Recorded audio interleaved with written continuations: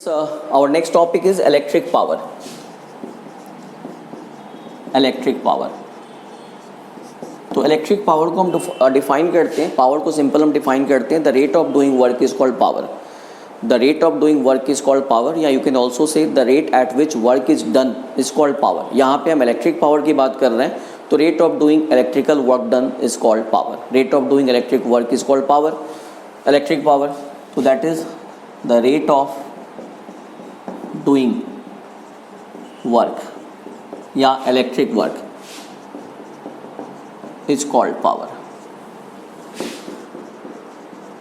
Okay, now फिर देखो, work और energy both are same thing, क्योंकि एक सिस्टम उतना ही काम करेगा, उतना ही वर्क डन करेगा जितनी उसमें एनर्जी है. तो obviously work done and energy both are same thing. तो आप इसको ऐसे भी डिफाइन कर सकते हो, the rate at which energy is consumed, the rate at which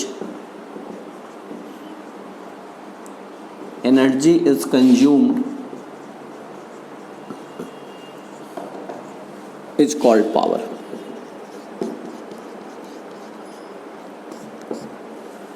okay, अब देखिए फिर, तो अब यहाँ पे अब इसके अकॉर्डिंगली हमारे पास पावर का फॉर्मूला क्या होगा? Power equal to work done upon time, या एनर्जी कंज्यूम या एनर्जी अपॉन टाइम. ठीक है, और यू कैन राइट पावर को हम P से लिखते हैं, वर्क डन को W से, W अपॉन T, और E अपॉन T, एनर्जी को E से लिखते हैं. हम इसकी यूनिट की बात करते हैं. We know that work done या एनर्जी की यूनिट क्या होती है? जूल. तो आप इमेजिन कीजिए, अगर 1 जूल का वर्क डन हो रहा है for 1 second, then power is also 1. तो दिस इज कॉल्ड 1 वाट. अब आप 1 वाट को डिफाइन कर सकते हैं. When 1 joule of energy is consumed in 1 second, then the power is 1 watt. It means SI unit of power, SI unit of power is watt. Power की SI unit क्या हो गई? वाट हो गई. अब हम पावर के कुछ और भी फॉर्मूले हम डिराइव करेंगे, बाकी जो अब तक जो हमने डिस्कस किया है उसके बेसिस पे. तो देखिए,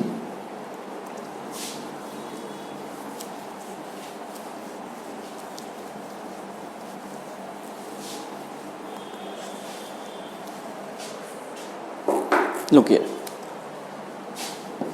क्या फॉर्मूला हमारे पास? P equal to W/T. चलिए, इसको हम इक्वेशन 1 ले लेते हैं. Now from the definition of potential difference, V equal to क्या था? V इक्वल टू क्या था? W/Q, work done upon charges. ठीक है, एंड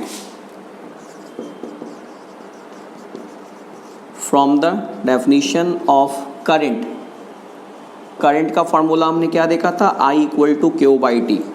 तो Q क्या हो गया? I into T. ठीक है, अब देखिए यहाँ पे Q equal to I into T हो गया. तो अब आप यहाँ पे क्या कर सकते हैं? अगर हम इन दोनों को हम कंबाइन करें, अच्छा, इसको हम फिर लिख सकते हैं, that is W equal to V into Q. W equal to V into Q. This is equation 2 ले लीजिए, और इसको इक्वेशन 3 ले लीजिए. अब तीनों को देखिए, तीनों को हम यूज करते हैं फ्रॉम इक्वेशन 1, 2 एंड 3. क्या हुआ हमारे पास? P equal to what? W के बदले में आप क्या लिखेंगे? V into Q, V into Q, और Q के बदले में क्या लिखेंगे? I into T upon T. तो T से T कैंसिल, तो हमारे पास क्या आ गया? और P equal to V into I. हमारे पास एक फॉर्मूला आ गया, P equal to V into I. अब इसको यूज़ करके, इसको और ओम्स लॉ को यूज़ करके हम 1-2 फॉर्मूले और डिराइव करेंगे. तो देखिए, फिर से देखते हैं, हमारे पास पावर का फॉर्मूला क्या आ गया? Potential difference into current.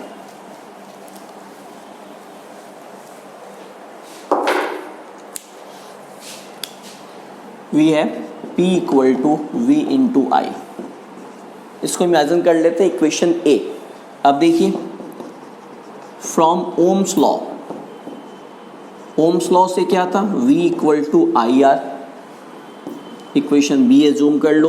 अब देखो from equation A and B क्या हो जाएगा, P इक्वल टू वी के बदले में आई आर और आई यहाँ पे एज इट इज रख देंगे तो क्या हो जाएगा P equal to I square R. एक फार्मूला हमारे पास ये भी आ गया। अब देखिए फिर से हमने ओम्स लॉ को यूज़ करके V की वैल्यू पुटअप की। अब हम ओम्स लॉ को यूज़ करके I की वैल्यू पुटअप करते हैं, फिर देखते हैं क्या आता है।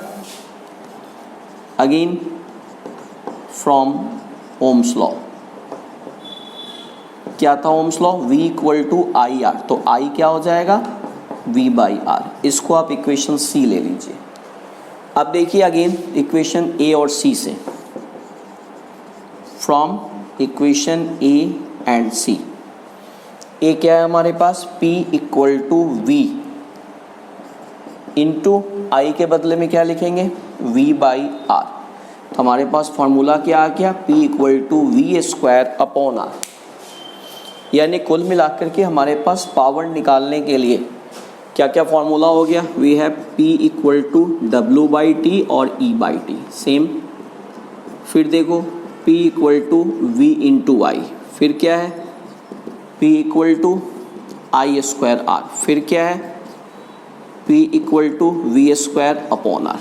तो इतने सारे फॉर्मूले हमारे पास P के लिए हैं। Depending upon the information given in the question में जो इन्फॉर्मेशन है उसके अकॉर्डिंगली हम इसकी वैल्यू कैलकुलेट, उसके अकॉर्डिंगली हम इसमें से कोई भी फार्मूला यूज़ करके हम उसकी वैल्यू कैलकुलेट करते हैं। अब देखिए एक चीज़ और, यहाँ पे हम बात करते हैं commercial unit of energy. Commercial unit of energy की हम बात करते हैं, कमर्शियल यूनिट एनर्जी की क्या होनी चाहिए। हमारे पास जो P है, P के अकॉर्डिंगली, पावर के अकॉर्डिंगली एनर्जी का फॉर्मूला हमारे पास क्या हो जाएगा P equal to E into T, E by T and E equal to P into T, this is energy. अब देखिए जहाँ पे कमर्शियल स्केल पे इलेक्ट्रिसिटी की या एनर्जी की, इलेक्ट्रिक एनर्जी की प्रोडक्शन हो रही है और उसको उसकी सप्लाई की जा रही है, तो ऑब्वियसली वो अपना कॉस्ट कैलकुलेट करेंगे। बिकॉज उनको जैसे हमारे घर में TPDDL के थ्रू या और भी जो all over the country different जो आपको इलेक्ट्रिसिटी बोर्ड है उसके थ्रू इलेक्ट्रिसिटी सप्लाई की जाती है, तो वो सबसे पहले अपने इलेक्ट्रिसिटी प्रोडक्शन की कॉस्ट कैलकुलेट करते हैं। उसके अकॉर्डिंगली उनका जो भी अपना प्रॉफिट मार्जिन होता है उस पर रख के वो आपको इलेक्ट्रिसिटी सप्लाई करते हैं और आपसे उसका बिल लेते हैं। तो बिल फिर वो कैसे कैलकुलेट करेंगे, they must have a certain unit, उनके पास एक यूनिट होनी चाहिए। अब हम इस यूनिट की अगर हम बात करें, ये जो यूनिट है हमारे पास, इमेजिन करो कि अब यहाँ पे ये 1 वाट है, 1 वाट और 1 सेकेंड, तो क्या हो जाएगा ये 1 जूल। यानी इसके अकॉर्डिंगली हमारे पास एनर्जी की यूनिट क्या हो रही है, जूल। अगर इलेक्ट्रिसिटी डिपार्टमेंट वाले 1 जूल को अपनी यूनिट मान लेते हैं और इमेजिन करो कि इसके अकॉर्डिंगली वो आपको कॉस्ट कैलकुलेट करके या आपके पास इसके अकॉर्डिंगली वो अपनी प्रॉफिट मार्जिन ऐड करके आपको बिल भेजते हैं, तो that will be very difficult, काफ़ी मुश्किल हो जाएगा। इवन अगर वो मिनिमम कॉस्ट मान लो रखते हैं, भाई बड़ी काफ़ी महंगाई का ज़माना है, हम आपसे केवल 1 पैसा पर यूनिट लेंगे, इमेजिन करो 1 पैसा पर यूनिट। अब देखो हमारे घर में शायद ही कोई इक्विपमेंट है जो 1 वाट की होती है, कुछ चीज़ों को छोड़ के, जैसे आज का LED बल्ब वगैरह जो आगे नाइट बल्ब वगैरह वो 0.5 वाट का भी हो सकता है, बट ऐसे कुछ है नहीं। अब देखो अगर मान लो 1 वाट 1 सेकेंड, इसके अकॉर्डिंगली मैं सिंपल एक फ़ैन की कैलकुलेशन करता हूँ। एक नॉर्मल फ़ैन जो हमारे घर में चलता है वो 60, 70, 75 वाट तक का होता है, उससे ऊपर भी हो सकता है। मान लेता हूँ मैं जो फ़ैन जो है हमारे पास ये आपको 70 वाट का है, और एक दिन में एक फ़ैन आज के डेट में 10 से 12 घंटे चलता है, बल्कि इससे ज़्यादा ही, इमेजिन कर लो 10 आवर्स चलता है, T equal to 10 hours. 10 hours को आप किस में कन्वर्ट करेंगे, सेकेंड में, this is 10 into 60 into 60 second, okay. अब देखिए तो आपकी जो इलेक्ट्रिसिटी कंज्यूम्ड होगी इन 1 डे, केवल मैं फ़ैन की बात कर रहा हूँ, that is W into T and that is called, ये आपको पावर है P इंटू टी, तो this will be equal to 70 into 10 into 60 into 60, कितना हो जाएगा ये आपका हो जाएगा 700 इंटू 3600। 36 को 7 से मल्टीप्लाई कीजिए, 7 6 जा 42 और 7 3 जा 21 और 4 25. This will become 252,0,0,0,0. इतना जूल. ये तो एक दिन का हो गया. 30 डेज़ का वो आपके पास बिल भेजते हैं, तो 30 डेज़ का आप इसको 30 से मल्टीप्लाई कर लीजिए. फॉर 30 डेज़, 30 डेज़ का क्या हो जाएगा 252,1,2,3,4 इंटू 30. 252 को आप 3 से मल्टीप्लाई करेंगे. 3 2 जा 6, 5 3 जा 15, 3 2 जा 6, 7. This is 7 5 6 1 2 3 4 5. कितना हो गया ये 7,56,00,000 पैसे. रुपीज़ में कितने हो जाएंगे, 2 जीरो हटा दीजिए. That will be equal to ना सॉरी इतना यूनिट हो गया वो, और इसको वो 1 पैसे अगर पर यूनिट ले रहे हैं तो इतने पैसे हो जाएंगे. रुपीज़ में कितने हो जाएंगे 7,56,1,2,3 7,56,000 only for running a fan 10 hours per day for 30 days. अब आप इमेजिन कीजिए कि घर में और भी काफ़ी सारी चीज़ें हैं जो कि फ़ैन से ज़्यादा वाट की हैं. आपके पास फ्रिज है, कूलर है, एसी है, ये सारी तो और ज़्यादा एनर्जी कंज्यूम करती हैं. तो कुल मिलाकर के अगर एक एवरेज हाउस होल्ड की हम बात करें तो कम से कम 1 करोड़ का बिल होगा पर मंथ का.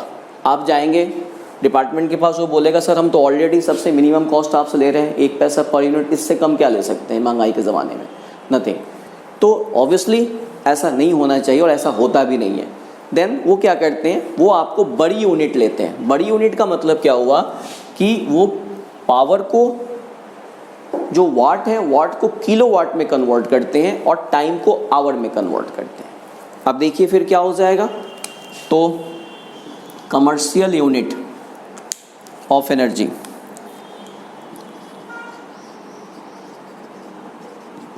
कमर्शियल यूनिट ऑफ एनर्जी क्या होती है, kilowatt hour. Kilowatt hour जिसको हम लिखते हैं kWh.